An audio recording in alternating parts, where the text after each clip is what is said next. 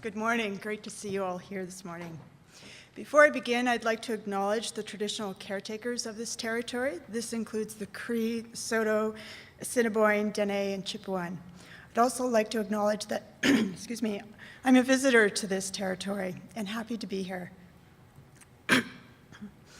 Today I'm pleased to introduce Erin Freeland Ballantyne on behalf of ISSRM and the School of Environment and Sustainability, University of Saskatchewan.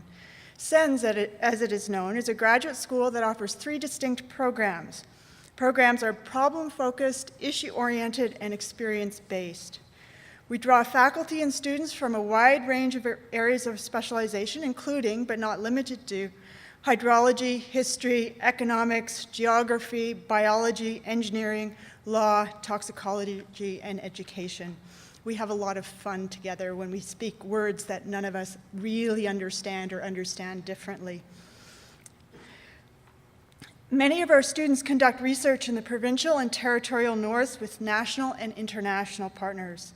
SENS is pleased to sponsor this event on the eve of its 5th birthday. So now to Erin Ballantyne. Erin Freeland Ballantyne was raised under the Northern Lights in Soboke, Yellowknife, Northwest Territories on Treaty 8 Akecho-Dene territory. From a young age, she spent much of her time on the land with her family, from earliest memories of beluga hunting in the Arctic Ocean to falls spent at Barren Grounds caribou camps. As a youth, she was a community organizer of Arctic Indigenous Youth Alliance, a grassroots movement in the Northwest Territories articulating sustainable economic development and social responsibility in response to the proposed Mackenzie gas pipeline. Awarded a Rhodes Scholarship after her undergraduate work at McGill, Ms. Freeland Ballantyne studied at the Oxford Centre for the Environment, earning a master's in Nature, Society, and Environmental Policy.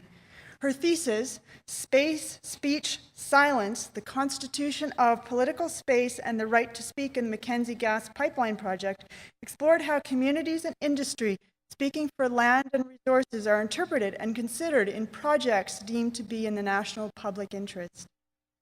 The rush for Arctic resources amidst dramatic climate change inspired her PhD research. It's entitled Sustainability's Paradox, Climate Change, Community Health, and Petrocapitalism. This research explored the complexities of human-nature relationships in northern sustainability and how perspectives from the South about the meaning of resources to humans impacts public policy and community health. Results from this research indicated that values of intergenerational equity and human-nature respect that were once taught in interactive practices and resource management were largely absent in the dominant education system. The response to these findings was the creation of an organization of Dechinta, a bush or land-based university program with an integrated ecology kids school. And Erin tells me that when the kids come to the university classes, a whole lot changes. More learning takes place because the kids ask questions that us adults don't think to ask. The program teaches critical northern topics in a land-based environment. Dechinta is accredited by the University of Alberta Faculty of Native Studies. Now, Erin is one of many instructors at Dechinta, and she also works on a range of northern projects, including the Northwest Passage Science Policy Team for Canada's 3 Oceans. She's also a jury member for the new Arctic Inspiration Prize. She's also a mother. Her keynote today, entitled Intergenerational Equity and Decolonization, An Argument for Love in an Era of Rapid Environmental Change, provides a reflective journey sharing key insights from a decade of northern-based research. I now welcome Erin Freeland Ballantyne.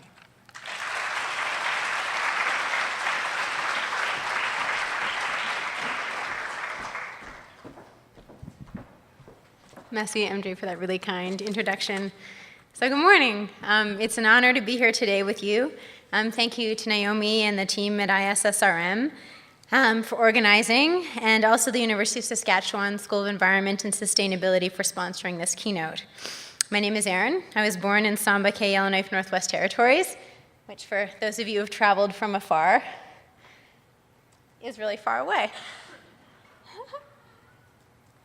Dennis, do you know how I can make it go forward? So if you were to drive 24 hours north of Edmonton, eventually you would hit Yellowknife.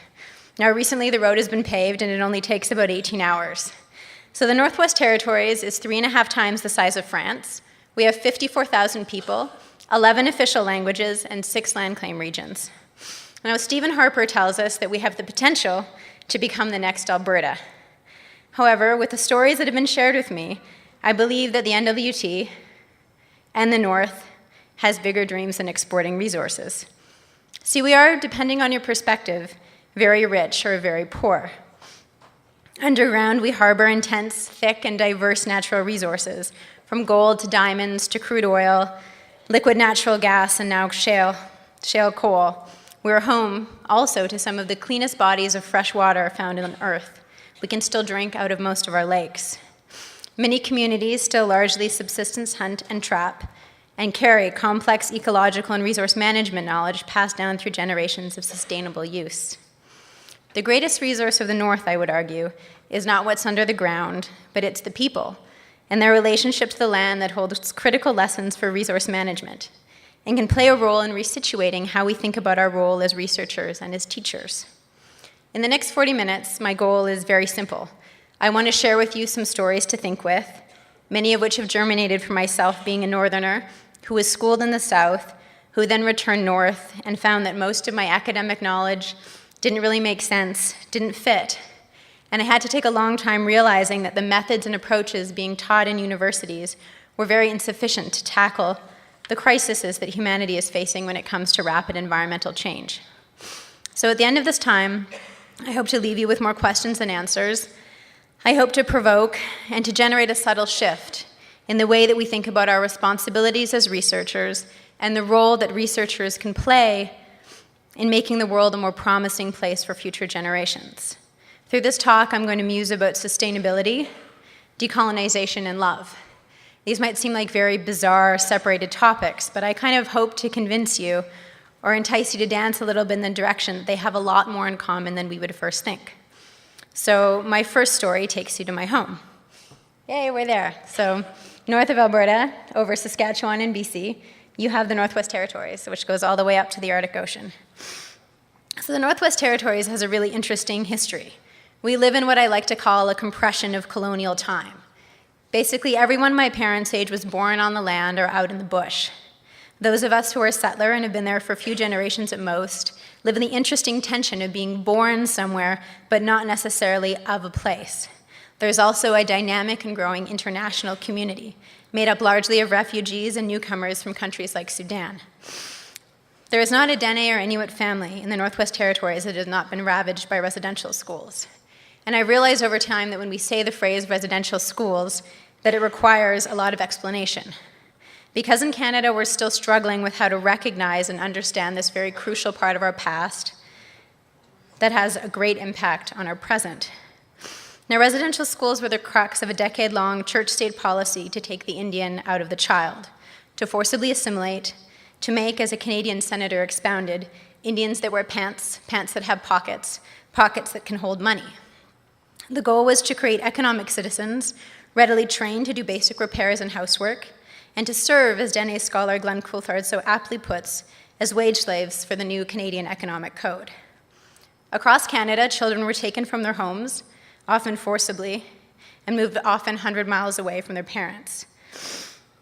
There are children who would not see their parents for up to 8 or 9 years at a time. You're beaten for speaking your language, physically, sexually, and mentally abused and given a new name. In very succinct ways, children's connection to their land and their practices of harvesting and resource management were perversely reverted. Children would be made to sit in long lines picking berries, which they had grown up harvesting knowing that the vitamin C would play a crucial part in the daily winter diet. Now that they were picking berries for the church, their mouths would be checked to make sure they were not stealing any, and the berries would be made into jam to be served at the priest's table, but never to the children. All told, over 150,000 First Nations people across Canada attended residential school. This leaves untold numbers of intergenerational survivors, children and grandchildren who've grown up with the intergenerational impacts of residential school in their day-to-day lives. During a community video workshop in Fort McMurray, Sarah Mate, a brilliant Métis teacher, said, That's when you know colonization has worked, when you can destroy people for so much and for so long that you can look at them and say, look what they're doing to themselves. It's such a shame. They really need us. They're suffering so much. Now, this colonial past in Canada is very much part of our present.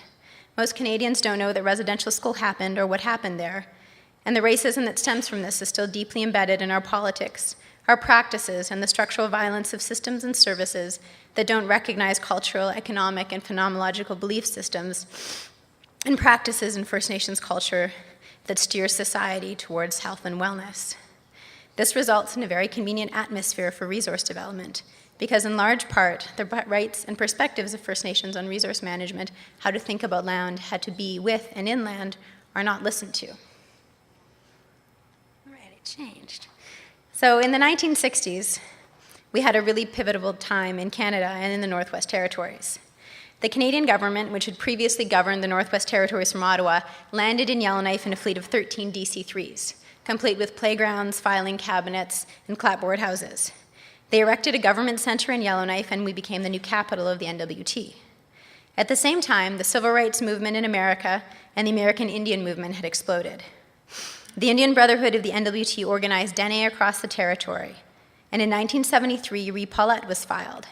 And this is where the Dene chiefs filed a land caveat, claiming prior use and governance to 55,000 square kilometers of the NWT. This case, along with Delgamuukw and Sparrow, paved the way for the Canadian recognition of First Nations groups that they had government, law, and social structures prior to European arrival. In 1975, the Dene Declaration was issued, and it read, "We, the Dene of the Northwest Territories, insist on the right to be regarded by ourselves and the world as a nation. Our struggle is one for the recognition of the Dene Nation by the government and peoples of Canada and peoples and governments of the world. Our plea is for the world to help us in our struggle to find a place in the world community where we can exercise our self-determination as a distinct people and nation. What we then seek is independence and self-determination within the country of Canada. This is what we mean when we call for a just land settlement for the Dene Nation." Now, the political movement of the Dene Nation coincided with the proposed Mackenzie gas pipeline, and what followed is possibly one of the most fascinating public hearing processes that has ever taken place. Judge Thomas Berger was appointed to conduct an inquiry into the potential impacts and benefits. In the shallows of typed testimony, which you can actually access at the U of A library, what was expressed is a deeply held connection to the land as mother. The role of Dene and Inuit to use this land in a way that future generations could benefit from is detailed through stories, through long narratives that explain why you have a responsibility to take care of the land, how you can do that, and what that means for a healthy society. The 1,000 pages of details detail a complex and deeply embedded belief and practice of sustainability and intergenerational equity. Through the testimonies, people spoke of the need to take care of the land for future generations. The land was not something that was owned, but was sacred for the future. To disrespect the land or to use it in a way that would be considered against this future rule was not seen as being acceptable.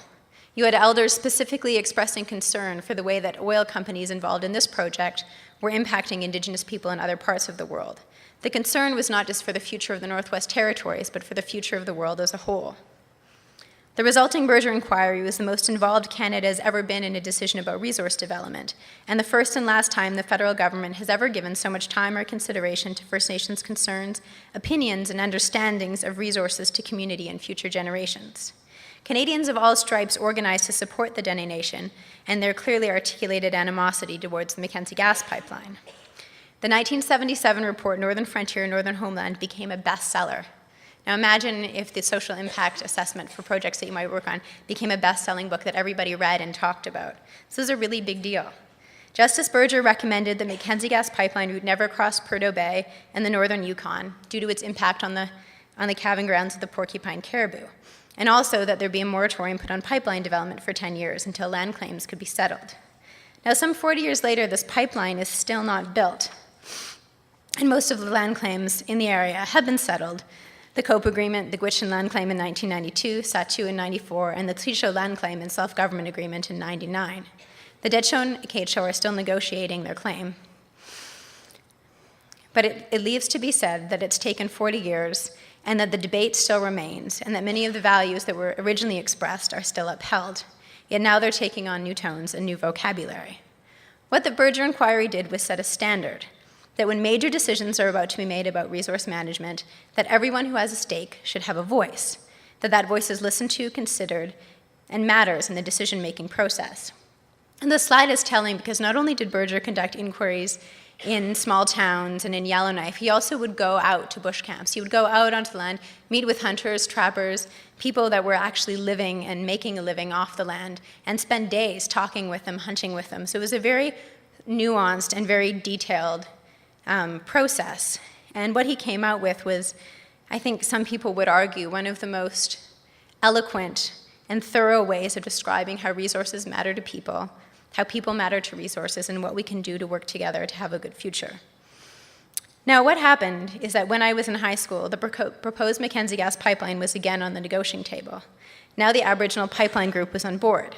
And this is an interest group that had a share in the transportation of gas that would flow down the pipeline. Now, two Dene women, Elaine Alexi and Jennifer Duncan, then founded the Dene Youth Alliance. It quickly attracted a committed group of youth from across the territory, Indigenous and non-Indigenous, who subscribed to the beliefs echoed in Berger, that future generations mattered, and that we could do more creative and less harmful things with the richness of our territory than ship gas into a pipeline down to Alberta. Now, when the public hearings took place, excuse me, I was writing my master's thesis, and it touched on what I believe is still a fundamental issue we face in Canada when it comes to resource management decision-making, that the process and assessment methodologies designed are not designed with the input or can even consider the metrics of those who will be most directly affected. The public hearings, where members of the public had to sign up beforehand, limited for 10 minutes to speak, contravene key processual and ethical understandings of how we share information through stories. In a manner of speaking, the sharing of stories, which had been fundamental to the analysis and the outcome of Berger, were by design not allowed to be part of the process. Meanwhile, you saw major oil companies and producers groups who had vast budgets and extensive advertising campaigns, convincing some people, especially in the South, to think that the pipeline had already been built. This created an atmosphere where the pipeline was inevitable. Now, despite major research that demonstrated that domestic violence would rise from the boom and that people would be further alienated from subsistence hunting and nutrition, there was no way to measure the impact of these losses or the impact on social fabric and well-being like there is to measure profit and predictability in the markets, GDP growth, and resource revenues.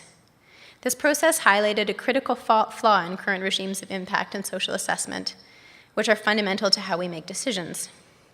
The very things that are fundamental to a healthy society or a sustainable society cannot be measured very well in the metrics of capitalism. This is because they are collectively shared goods, public safety, clean drinking water, and so on. Yet they're paired and they try to find meaning within a system that discounts such things as externalities. Now, thinking about this during my master's work, I was reminded of a statement from Charlie Neali during the Berger Inquiry. And he said, "When I said the universal law that connected to almost every environment, and here the elders were feeling that the oil company, what's happening to them? You need to let go. And the oil company is soon to be like they're really addicted to oil and addicted to the land. What is that? These are things we need to understand. We need to understand the land. We don't understand the oil company. All we understand is that they're addicted to oil, to money." And this was a resounding question as I started doing more research in the North. A lot of elders that I spoke to would say, why is it that mullahs, or white people, are so crazy about money, about oil, and about digging things out of the ground?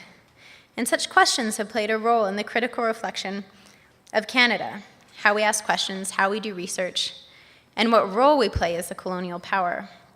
And I don't use that in a historic sense. I use it right now. Canada continues to behave in ways towards First Nations and Métis nations and interests. And these attitudes that are embedded have spilled over into a national gap in historical knowledge. And what has resulted is sort of a deeply racist attitude and practices which have become natural parts of structural violence within Canadian conscience and lifestyle. The colonial attitude that our way of life is better, we know best, we have a better plan, we know how to do the science. All of these have built up to a way where we have an attitude that we know better than other people. As the momentum of a bad habit or an illness seems to expand in its absurdity, I've begun to think of the Siamese twins of colonization and capitalism as being cleaved from the same illness, the same pathogen. My northern upbringing taught me that land is political. If you work in the field of resource management, you work in the field of politics, make no mistake. Land is the crux of power and plenty. Power over resources and land is the crux of power, the foundation of wealth. And who has control over land and over what kinds of research happens on the land, where the money comes from, who designs these questions, they all have a direct impact on what kind of work happens and what kind of purpose your research serves. We live in a world right now where if your research threatens somebody's profit margin, you can be pretty sure your funding will dry up or disappear. This is scary, but it's true. And it demonstrates more than ever the need to think long and hard about what your ethics and values are as a researcher and what your role is in managing the resources that you are so privileged to have a say in the future of. Thanks. Have a sip of water. So in my early years of research and community organizing, I had an advisor at Oxford, and she sat me down and she was like, she's like, I don't understand how you're going to make this balance between being a researcher and being an activist. And it was like early 2006. I don't think I'd ever heard that word before. I was like, what's an activist? I was like, what do you mean? And she was like, it's like you're advocating for things. You're advocating for, a certain way the world should be. And I thought that was really bizarre because I'd never been told that that was something that people did. I didn't have an understanding of this idea as activism. And I think it's interesting because Northern, especially young people who are really active on the international scene, often get framed as activists. And there's a lot of refuting of this label because I think a lot of people don't consider what they do activism, they consider it a responsibility because they really care about what happens to where they come from. So in my early years of research and community organizing, I heard a lot of stories about future generations. And I always thought I knew what this meant. I mean, it's really valiant and natural, right? The future, children, future generations. And then during my master's, I became pregnant. And I had this little thing growing in my belly.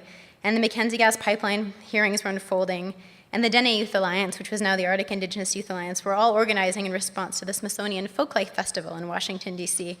And this was a celebration of Alberta culture that was sponsored by Syncrude.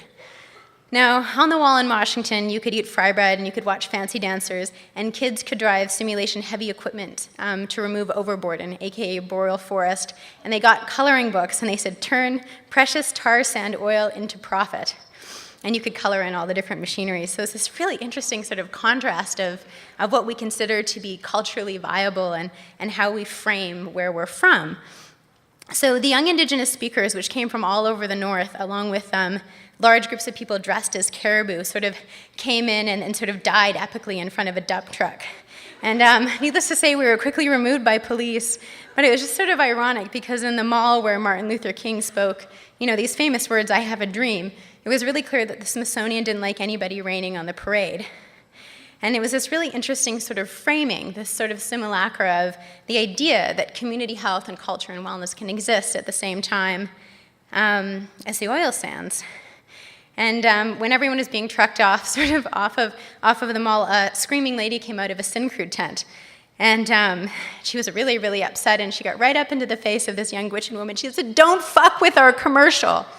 And so this is sort of the context that we live in, is these conflicting, beliefs about what resources mean to people. And so it was interesting because nobody paid us to be there. We weren't there to make money, but we were there because we were really, really concerned. Because in the Northwest Territories, we lived downstream from Fort Ship. A lot of families live between Fort Ship and Fort Smith. And we were starting to get up the Mackenzie, deformed fish. Everybody knew people who were dying of cancer in Fort Ship. And we felt that there was a deeply precious thing that was at risk. And this was not only the ability to drink fresh water, but the ability to live in a way safely and healthfully on the land that you grew up on. And I think understanding the motivation of why you do your work is really, really critical. And I think a lot of times in academia we get chastised that we're not supposed to have an opinion, and we're not supposed to have a motivation. But I think that we're really at a time where you need to think about the values and the ethics by which you live and do your work. Because it's really easy to do a master's because there's funding for a certain kind of project. But who is using your science, where it ends up, how it's mobilized into policy, all of those things matter. And as researchers, we need to really take an active role in them. And for me, that shift really happened when my daughter was born. There she is. And so this is sort of the moment that people say that this changes everything. And all of a sudden, all this rhetoric about intergenerational equity, it sort of falls into place because you become really deeply concerned about the kind of world your child is going to inherit. Is it going to be livable? Is it going to be gentle? Is it going to be good? And you become so involved in the life and protection of another being, and your whole world shifts. And after my daughter was about 6 months old, we left Oxford and we went to go live in Fort Good Hope, which is just shy of the Arctic Circle. It's sort of in the red line by the gas pipeline NGL field, so just underneath the Arctic Circle. And this is a really awesome community of about 400 to 600 people, depending on the season. And this is where I went to sort of do my PhD fieldwork. And I came into the community before I applied for my research license because I wanted to do research that would be considered needed and relevant. And I had the idea that I wanted to work with youth doing participatory video because I had a background in documentary film, and I found that video was a really great way to engage people who were storytellers and to really work in different ways sort of off the page about complex topics. And I thought my question would focus around how climate change is made to matter in oil and gas negotiations. And very quickly, my very brilliant idea was tempered by elders and youth in the band council, because conversations around oil and gas and the land circled more around how the community was impacted, from food even to questions like identity. How does climate change impact your identity? So it was summarized in a women's circle that everything that has to do with being Dene also has to do with being healthy. And with Uma on my hip, conversations focused around children and families, how communities raise kids, how important the integrity of the land is to raising kids, and how important the land and relationship is to being healthy. So before politicians had been really interested in the research and what kind of work I was doing, now the field of questioning had expanded and the focus was around mothering and future generations and community health. So it took this totally different turn. And following weeks of guidance, Sustainability's Paradox, Community Health, Climate Change, and Petrocapitalism was born. And for 4 years, we did youth-led video research, which we sort of now called Participatory Video Research, or PVR. And we explored how sustainability was possible when the major industry of the NWT was also causing climate change that was having drastic impacts on the land, and how such topics sort of all blended together to impact community health. They seemed like really huge, crazy questions, but the essence that the sort of kids got to was all of these things are really, really connected. And we tend to separate them into different areas and not talk about them together. But if we connected them, we could come up with new links and new ways of thinking about them. So how did all of these things happening at once impact community health? How is a sustainable, just future possible in the middle of such complex environmental change? Now, through the following years, the youth, who were unrestrained by disciplines or categories, asked very brave and straightforward questions. How can we have oil development and still live our Dene values? If we can't access traditional food, how will this affect our identity?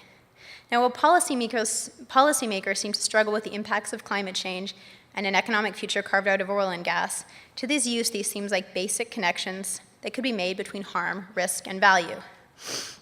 While mitigation plans for the pipeline offered to reimburse hunters who lost caribou at a pound for pound in terms of price with southern beef, it became clear that at 4 times the protein, caribou held much greater value, even nutritionally. But the youth started picking away at this question of caribou more and really came up with the conclusion that hunting was how you learned to read weather. It was how you learned to identify snow and plants, which animals to hunt and which to leave behind. In many ways, the process of hunting was not just about getting meat, but it was how governance, leadership, and consensus were taught, and how practices of sustainability and taking care of your community were shared. It represented practices of sharing meat distribution and care even outside the community, as meat would be taken if other communities couldn't find caribou. See, here meat was not just meat, but a very complex social relationship that created health and wellness, taught resource management, a love of the land, animals, and respect for each other. Now, through our time in Fort Good Hope, all of the things that I learned in academia really started to shift. I had elders asking questions that I would type back to my professors at Oxford, and they'd be like, wow, I never thought about it that way. So it's really neat to see the exchange between myself as an academic really getting reschooled in a community. And most of these people, went through residential school. A lot of them didn't graduate high school, especially in my generation. We have about a 32% graduation rate in the Northwest Territories for Indigenous students and 46% for non-Aboriginal students, and 4% go on to post-secondary. So we live in a very different world with very different kinds of knowledges. Now, while we were living in Fort Good Hope, what was interesting to see was how whether we were hunting or whether we were in community, how our daughter was considered to be everybody else's daughter. And this is sort of something you hear a lot about. It takes a community to raise a child. But when, Uma had a cheek rash, new mittens and new hats were sewn fur out of fleece and fur, medicines were made from bear, and special soups for rabbit. all of these sort of things. And this was just a very natural sort of give and take. And it really sort of was demonstrative of that a community can run on not a lot of money. People really didn't have a lot of money. Utility bills were a huge economic concern, but sharing was sort of the principal economic force. It was a reinforcer of relationships, and it was just something that you did and something that you participated in. If somebody needed wood chopped, you chopped wood. If somebody needed something fixed, everybody got together and fixed it. So this whole sort of microeconomy running in this sort of big meta space where oil and gas was the big sort of driving factor. And sort of really fascinating to all of a sudden be yanked out of sort of bigger Canada where you're waiting for a paycheck into something where you could be pretty sure if you needed it, somebody would give you food. People also really, really love their land. And this seems like a bizarre thing and often a hard thing to say, but you would see people treat a tree or an animal that had just been hunted with the tenderness that we would reserve for a grandparent. There's a lot of reverence, a lot of prayer, of thanksgiving. And the complex interaction, which is called day, of people, weather, land, animals, and water was considered to be alive, interactive, pulsing, something that you needed to respect, and it wasn't something that people were separate from.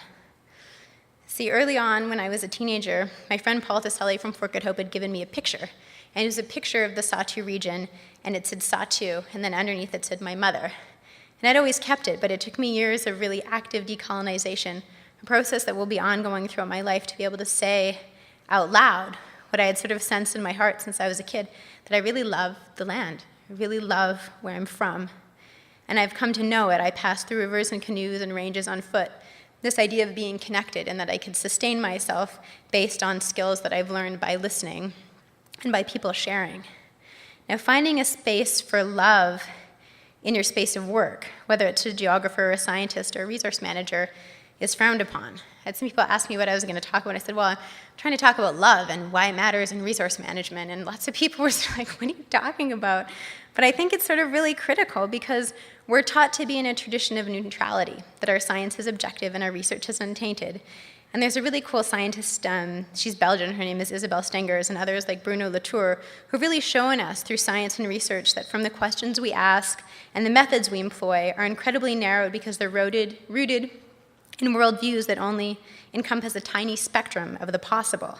And when we begin to open our lenses to new methods, to new ways of being and doing in research, new ways of asking questions, or even giving space to people who typically aren't allowed questions to ask questions, we can start breaking down some of the institutional barriers that are preventing us from doing really innovative things in our work. Many attitudes that reinforce the idea that those without university degrees cannot possibly ask better questions are those whose knowledge is brushed aside as being folkloric or traditional. They have a space. And I think it's very important that as researchers we explore what kind of new questions we can ask if we include more people in the space of our research. I would argue that the knowledge of First Peoples and land users who have direct and ongoing relationships and practices with what we call resources have a very nuanced understanding, which is tempered by generations of research and knowledge.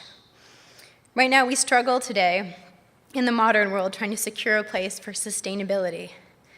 And I argue that we're so far away from practices of sustainability that we can't begin to even grasp what this means. The importance of interacting with our natural resources has never been more important. If you eat, you often eat from the grocery store. But if you make an effort to harvest and to grow food, the way you think about food changes. If you like a really warm home, take some time to chop wood or to go out and get wood and enjoy the process of what it takes to actually become warm. If you study water, take time to be with and be on the water. Seek out people who hold water knowledge, who don't have degrees, but have critical stories to share with you about what water means to society, what society means to water. By taking risks in research and working with ethics boards and band councils and youth groups to design a process that was engaging, with multiple outcomes and deliverables, the project really became a web of processes which resulted in a really fascinating outcome. That the core ways that youth learn about identity, health, wellness, and eventually sustainability, and about the impacts of things like climate change, was by being out and learning with and on the land, something that was largely absent from the school system, but was critical to resilience and realizations about how health and sustainability were linked. Now, in response to this finding, because I'm very action-oriented, not publication-oriented, I started to gather elders, leaders, and mentors, and we started to plant the seed of a northern land-based university program. Now, Canada is the only circumpolar country in the world that doesn't have a circumpolar university, which is sort of a funny thing, considering all the things we're good at. And what we started doing was doing research into the barriers that were preventing First Nation students to attend post-secondary, and how come there wasn't more interaction between northern and southern students to learn about the North. You'd go to conferences on the North and you wouldn't have one northern person presenting northern research, or you have these really sort of lame attempts at partnership that are really about people coming and going, this is the research we'll do, like sign off and support it, with no actual interaction or participation from the community. So what we ended up sort of designing after a great deal of research was a cooperative land-based program where professors, elders, community leaders, and practitioners co-teach together on critical northern issues. One of the main barriers that have been identified for northern students, particularly women, is that people have children. We have children young up north, and we have lots of them. 80% of mothers in the North are single mothers, often with more than one child. And so even just the cost of going down to somewhere like the U of A to attend university is totally impossible, very overwhelming, and as is removing children from their cultural context. The legacy of residential school is so strong up north that a lot of parents won't even go inside a school. When they bring their kids up, they leave them in the front yard and they go into school. There's so much tension still between the education system, mistrust, and what kind of learning is done there, that a lot of kids feel really, really uncomfortable in school. And if you go into most northern schools, you have all white staff and all Indigenous students. And we have one course that's on Northern Studies. And so the context of learning is really, really bizarre. And just to give an example of that, when I was in high school, in my Northern Studies class, it happened during the spring, so it was after spring hunt, and our teacher from Newfoundland was getting us to build teepees out of toothpicks, which was really funny because most of us had, teepees in our backyard or had built them ourselves. And then he proceeded to tell us out of a textbook that the Yellowknife's Dene were extinct. And everybody started laughing because half the class was Yellowknife's Dene. And so these are the kind of things that we're sort of, combating in the education system. And because children were considered to be a barrier to post-secondary, what we did was design the program as family inclusive. So people come with their children, and we have a sort of head start through grade 12 outdoor ecology curriculum. So we work with teachers and educators, and we do a kids program, and it's geared to whatever kids are there, what ages they are. And we do a lot of interactive learning between the parents and the kids. So when we're going out to check fish nets and look at sort of, fish indicators, the kids come with. So there's a lot of interactive learning between the parents and the teachers and the professors. And like MJ said, you get a lot of crazy questions from kids. And we've often have had like really accomplished professors standing around with a group of kids and they're like, oh, I never thought of it like that. So you have these really cool eureka moments between, professors and elders and people who are getting together for the love of learning. And this is something I think that often in a traditional university structure we've kind of lost. So by combining critical theory, traditional academic work with experiential land-based processes, such as hunting, harvesting, and moose hide tanning, which inform theoretical approaches to governance, law, health, and sustainable development, we're now offering our 4th semester program this fall. And we exist because we have awesome partnership and accreditation with the U of A Faculty of Native Studies, and who's worked long and hard with us to make sure that we're raising the academic bar, offering very rigorous academic curriculum, but teaching in a very, very new way. And so we get students from all around the North, from all around Canada. We've started to get some international students. And last summer, we had our first master's and PhD students coming from other programs to do researchers. We have a very active research program currently funded by SHRC, where we're trying to really explore what it is about land-based experiential learning that makes a difference. What is it about learning in an intergenerational context that teaches values of decolonization, of love, of learning together? And what we found is that there's been a really profound shift in the students that go through the program. They go home to their home communities and they do crazy, exciting projects. We had 2 of our Tweed Show graduates come out of high school, spend a semester with us. They were really interested in video production, and at the same time the Tweed Show region had a syphilis outbreak. So there was a sort of big issue with STDs and a lack of speaking about sexual health. And through their sustainable entrepreneurship course and the health promotion course, they came up with this idea that they were going to tour around doing video workshops with youth about topics like sexual health and domestic violence. And they're now part of this awesome community action research team, and they go to national conferences presenting on how this methodology engages youth in safer sexual practices and is combating things like domestic violence. So the idea is really to give people tools to create change in their community, give them access to amazing professors, and get them sort of in the door starting in a university career that's exciting. So we found that when we learn and share in a circle or a space that's about sharing, where everybody has expertise to share, that not only do we have eureka moments, but we have people coming from totally different contexts who would never interact with each other, doing things out on the land that change the way they think about their work, that change the way they think about water or beavers or constitutional law. All of these sorts of topics sort of come up, and because they're out on the land together, it's not like 4 o'clock and we go home. It's students staying up till 1 o'clock in the morning, having long discussions about land claims with somebody who negotiated a land claim, a federal lawyer, and a young person who works in community government. So the combination of academic work in, say, sustainable energy is coupled with installing and monitoring solar panels. It's the lodge that we use is off-grid. We do hunting, permaculture. And so all of these ideas like sustainable development and sustainable living are really integrated into actual hands-on practices. And this creates a critical space where throughout the program, students are doing research on themselves and the program itself. How does it impact learning? How does it impact what they think and what they're going to do moving forward? So students leave with an academic toolbox and applicable skills that make theory come alive in their hands, and it makes it real. Now, what we found is that in addition to kids, which is what we call the kids who are kids of professors who come back multiple times or kids of returned students, is that they've created sort of this little club of kids that's so excited about learning. They see each other at folk festivals and regional governance gatherings, and you see this team of kids, and they know birds in sort of different indigenous languages. They can identify plants. They're so excited to share what they've learned with other kids. And you have a group of engaged parents and professors and practitioners who are so excited about what the North has to share, what it has to teach the world, and what it has to learn from the world. And what we've really found is that when you can create an environment where people love to learn and love the land that they're on, that you ask totally different questions, you go back to your community and you behave in different ways, and you start to carve out a different future because you're working with all your generations at the same time. And so, in addition to something that's really, really exciting, and I think for me it's really mobilized the idea that as a researcher, it's really nice to know what your motivation is. And when you're working within the academy, it's a really exciting thing to say, how can we make the academy better? How can we make our discipline more connected with communities? How can we make our communities more connected with things like resource management? And I think the challenge really moving forward is how to create a culture of knowing and of learning that's going to build a better future, a more sustainable future that's really rooted in healthy families and healthy communities. So that's what I wanted to share today. And we're going to I left a chunk of time so that we could sort of discuss and have questions and share with each other. And MJ is going to come up and moderate, I think. So thank you very much.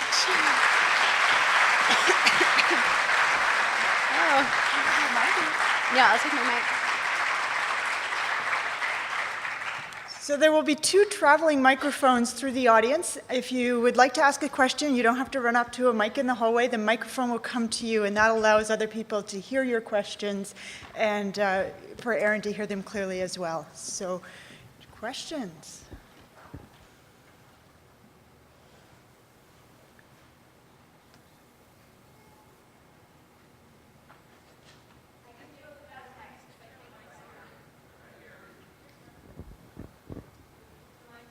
I think the mics aren't on. That person was first. Well, the question is simple. When did the residential school stop or become closed? The last residential school in Northwest Territories closed in 1989. Wow. So this is sort of when I talk about this idea that like Canada's colonial past, colonial past. It's not the past. It's my age. Went to residential school. And residential schools is the thing where, we're a little bit different. They weren't necessarily run by groups and that because it was heavy-handed. But there's still communities in Northwest Territories where you go up to grade 8, and then you have to leave and go to another community if you want to go to high school.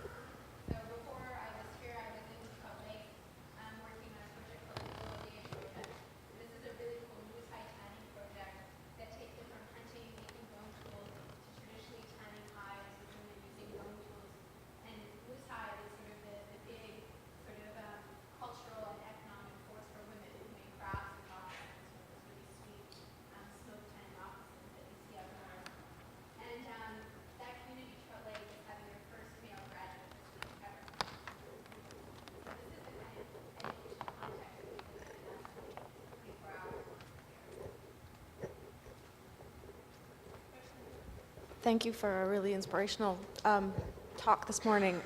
In our work with youth in community in Point Hope, Alaska, around berries and community health and wellness, we've struggled with a certain disconnect between the adults and elders and their perceptions of the youth in the communities and what they were thinking and doing and capable of, and then the youth themselves, which had frustrations with the adults and the elders and what they were capable of.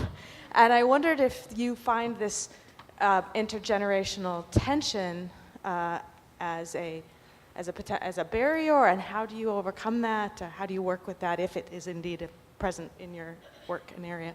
Yeah, I think. Can you hear me? Oh, there we go. Okay. Yeah, I think what you speak of is very, very prevalent. There's a really distinct generational divide. I have a lot of friends who can't speak to their grandparents because they don't speak their language. And you have a lot of parents who went to residential school who live with a very, very conflicted reality about who they're supposed to be and what values they are. And there's a lot of struggle going on there. And then you have a lot of youth who are really, really angry about what happened, or really angry about the circumstances that they grew up in. There's a lot of young people in the North who, by the time they're 15, 16, have raised brothers and sisters, have been through crazy things that as a Canadian adult is just incredible how resilient and amazing they are. But I think this sort of, this idea that's really permeated in the North that kids aren't very smart and they don't do really good in school, it's not because they're not smart, it's because they're often told they're not going to amount to anything. And I think that the challenge is how do you bring generations together? And I think work like you're doing with berries is create ways to have conversations between our generations, because we've really entered into a space where you expect to go into a classroom at university and everybody's 20 to 25. We've forgotten our grandparents. We don't bring our kids. And I think the more ways we can create space where those generations can come together, that's how those barriers are going to break down. And most of the youth on the research team, when I started, were kids that weren't going to school. The high school was like, yeah, sure, take them. They're not doing anything anyhow. And they ended up being, incredibly brilliant, like presenting at international conferences, articulate. They're all going to post-secondary. They're all young leaders in their communities now. And I really think it was because there was just a space created where it was like, what are you interested in? What do you want to learn about in your community? And they took flight because of that. So I think there's a lot that you can do through the way that you do research that can bring generations together, because the elders, that they spent time with were so proud that the youth were even asking questions, and it changed the way they thought about these youth. So I think that through the way that we can do, as researchers, our role can be is how do you make conversations happen between people who aren't talking to each other?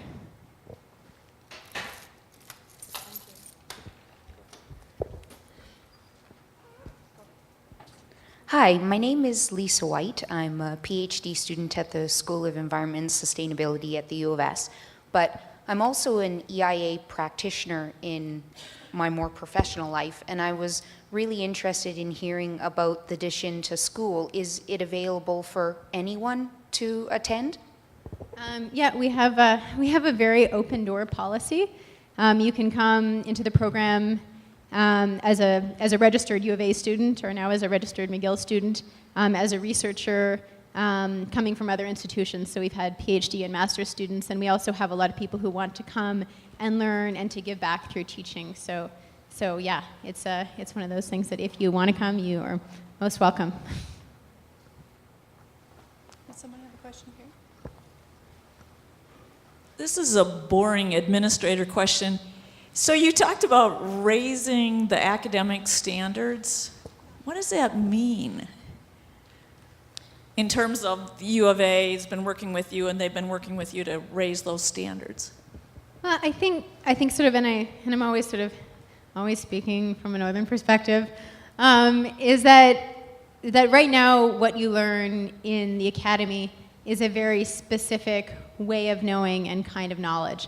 And there's space to learn in different ways, but from a northern perspective, the way that you learn in university really privileges sort of a Euro-Western way of thinking about the world.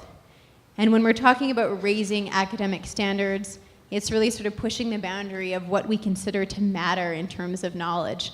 And this is really pushing for the things like that elders' knowledge should be recognized, and they should be recognized alongside professors as being knowledge holders that matter and are important.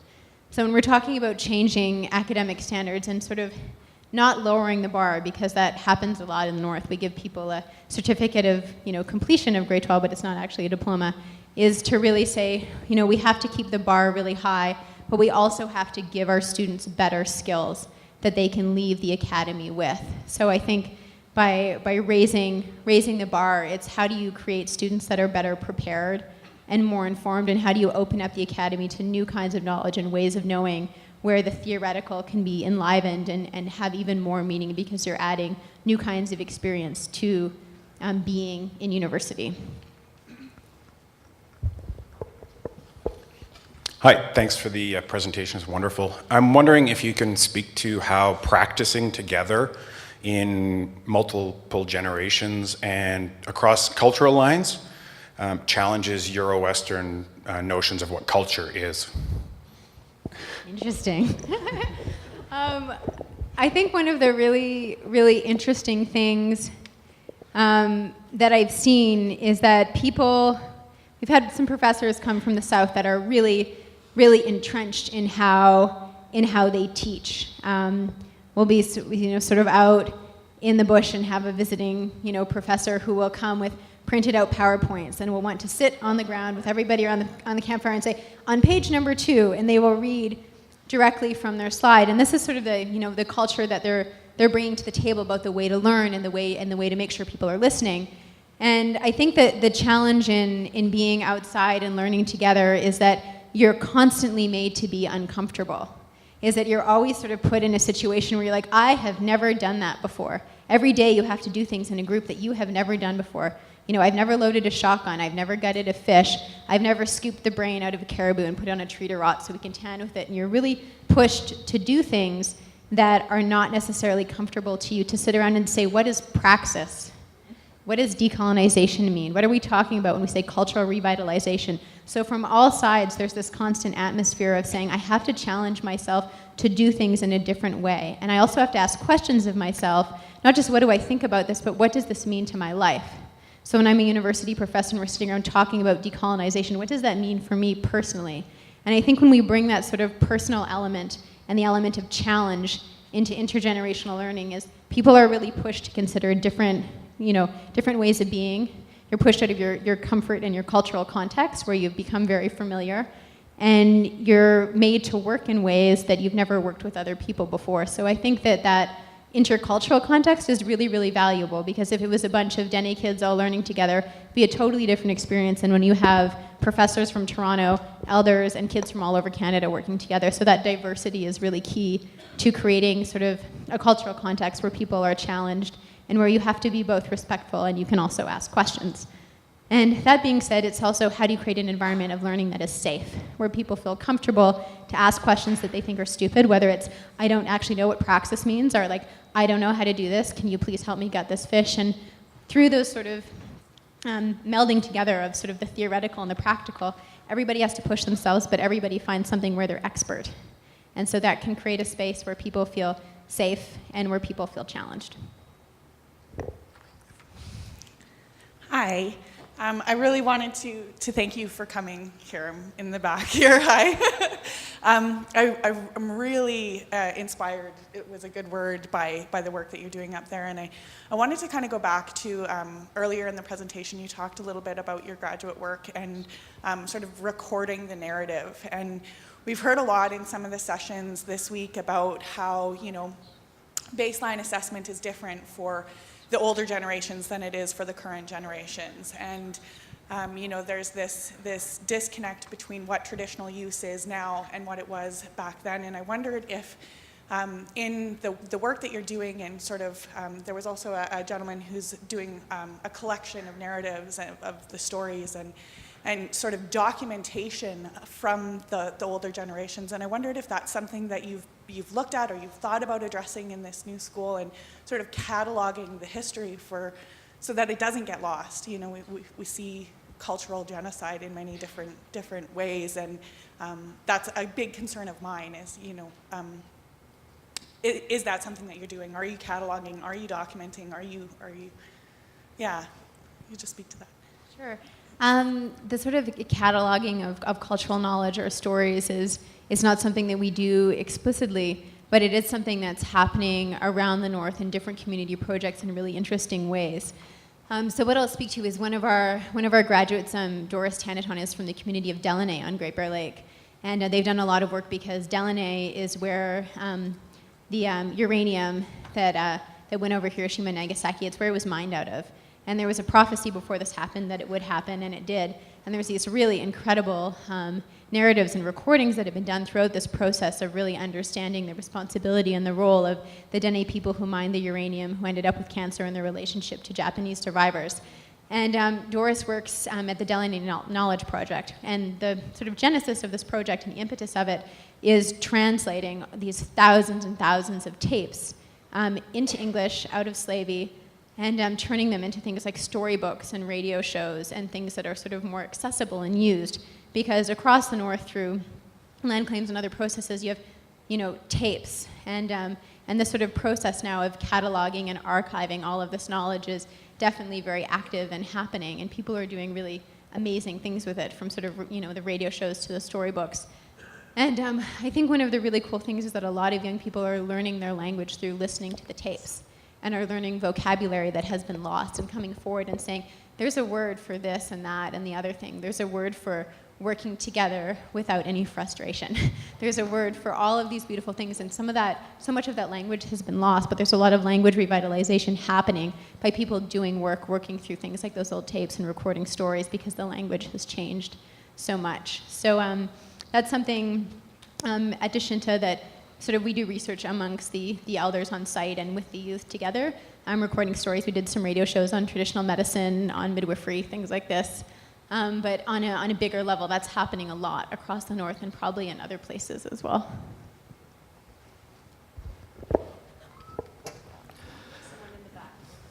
Erin, I appreciate your emphasis on decolonization.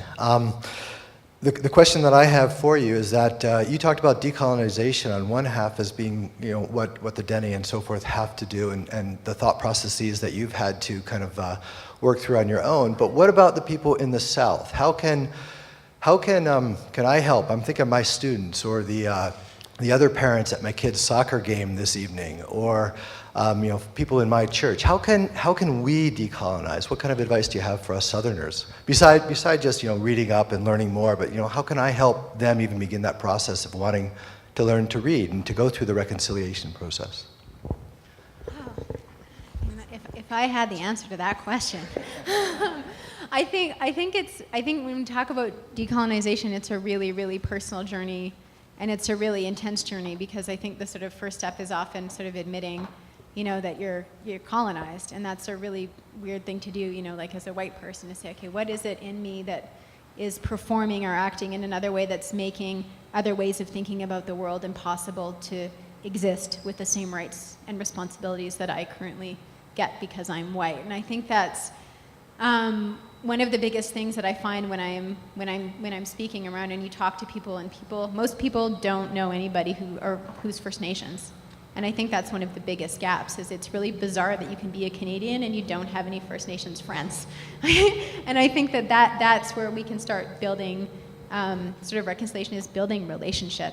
Is if you don't know somebody who's had an experience at residential school, you should go and find somebody, because people want to talk to you about what happened and why you should know and why you should care and why you should listen. So I think that making those connections and bringing people into classrooms, bringing people who are doing the active work of reconciliation, bring them into your classrooms, bring them into your schools and your parents' groups and your church. And the United Church is very active in this. I think Marty Tyndall, the moderator of the United Church, had an article in the National Post on decolonization the other week.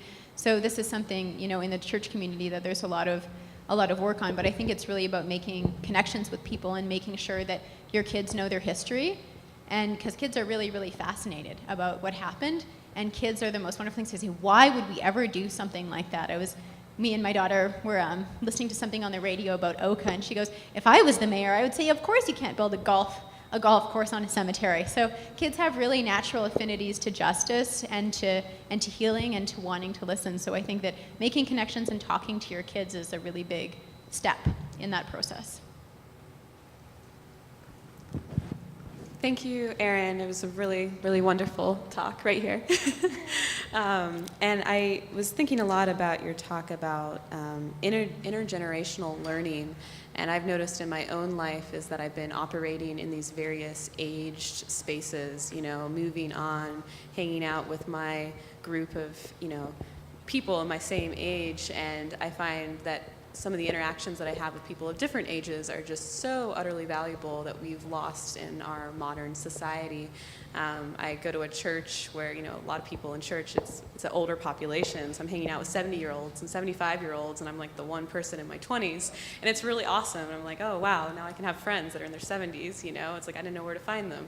And I guess a question that I have for you is, how do we incorporate this intergenerational learning in our current institutional structures? Or can we, or do we have to completely kind of go outside of the box? I mean, it sounds like with your school, it's, you know, it's a new creation, right? You know, is that something that you see being possible to bring into the academy, to bring into our current learning systems and institutions?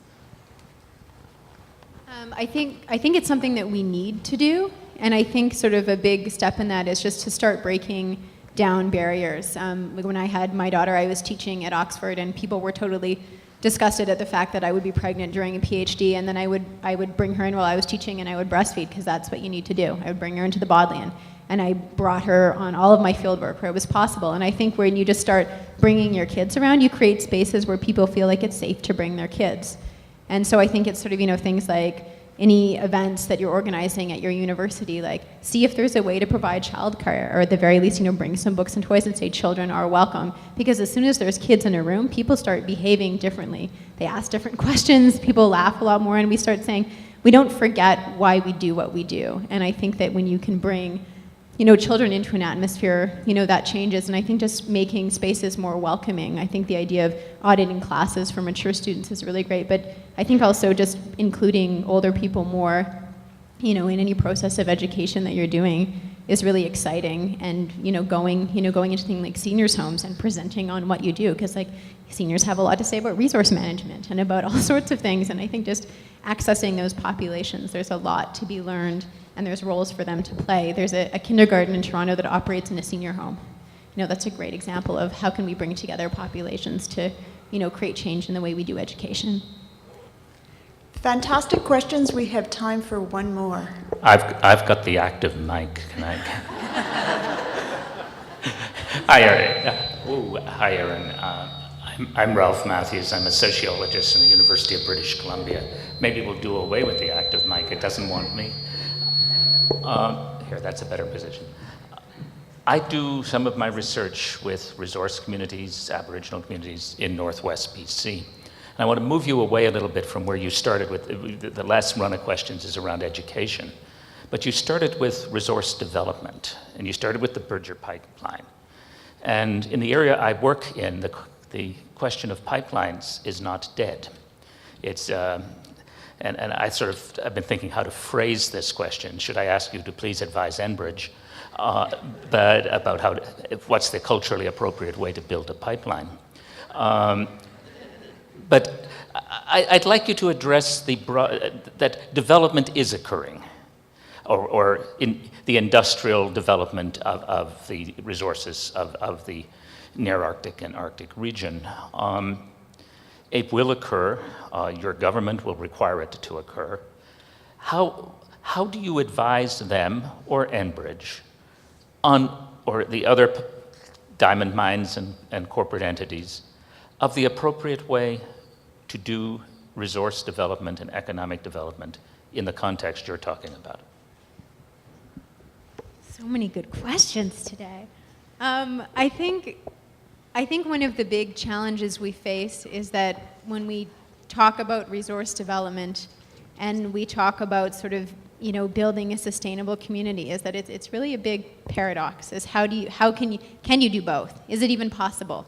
Is it possible to build a healthy, sustainable Canada with a gateway pipeline? Is it worth the risk of a spill? And I think that a lot of sort of the barrier is that we're not actually having a real conversation about what's possible and what's at risk.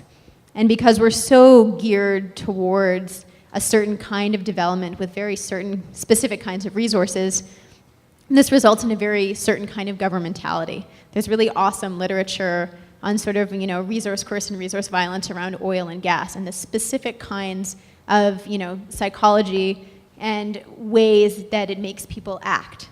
And I think that if we can create somehow a space where there's a national conversation happening about what kind of country do we want, what kind of communities do we want to live in, and what kind of development will support that kind of future, then we're having a good conversation. I think the challenge right now is we're not having the right conversations when it comes to resource development, and I think it's really hard to have real conversations with people who answer, to shareholders, that don't answer to communities. And so I think there's a question of who you're accountable to and how you can actually have a real conversation when you have different kinds of accountability. So I think that the challenge that's really put forward is how do the voices have enough say in a process, which depending on which way we go with environmental impact assessment or National Energy Board processes is going to change really drastically, but we need to be having a different kind of conversation. And I think at this point, that's really going to come from communities and academics and people really saying we need to think about this in a different way.